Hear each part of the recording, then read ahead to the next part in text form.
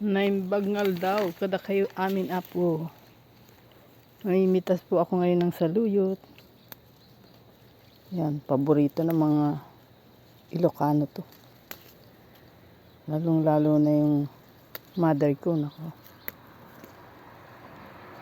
Di ata mabubuhay yung pag walang saluyot eh. Mother kong yun. Sa kanya kami natutong kumain ng gulay. Alam mo naman mga Ilocano, mahihilig talaga sa gulay. Yan. Yan po ang tanim ko dito saluyot. Madali lang naman itanim ito. Itong tanim kong ito yung kumuha ako ng buto nung last year.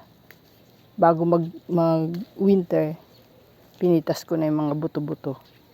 Ayan, ito nang tinanim ko. Marami yan, andun pa sa dun sa likod. Likod nitong ampalaya. Yan, dami-daming ampalaya. Oh. Ayan, yan. Oh. Tapos ito rin, oh, lumago na. Oh. Oh.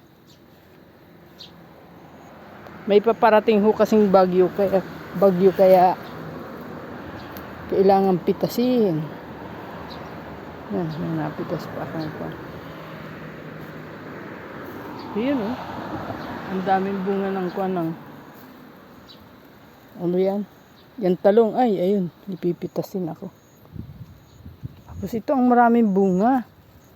Ito oh. Yan.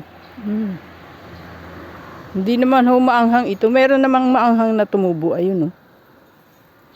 Kaya lang ito hindi maanghang. Ayan din. Ito rin oh. Ampalaya rin yan oh. Tapos ito patola. Tapos ito pagulong. Sigarilyas. Yan. Yan. May kalamansi rin ako. Tapos yung sitaw. Ito okra. Itong cucumber namin. Ano na eh. Yung pipino na luyos na. Pero may tanim ako dun sa likod.